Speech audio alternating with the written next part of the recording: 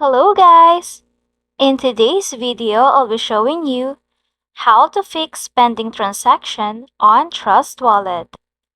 But first, if you are new in this channel, please don't forget to subscribe and turn on the notification bell for more videos like this.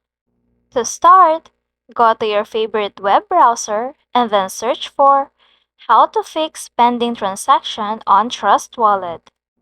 Let's see here on what we can do to fix that. So right here we can see that in order to cancel a transaction, we need to do the following.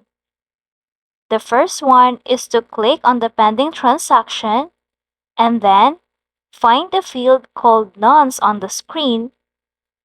After that, we need to record the value in that field and then start a new transaction. Now, just continue the process and then confirm the transaction.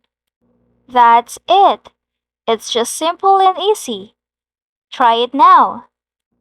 If you have questions or suggestions regarding this video, don't forget to leave a comment on the comment section. Thank you for watching. Don't forget to like and subscribe.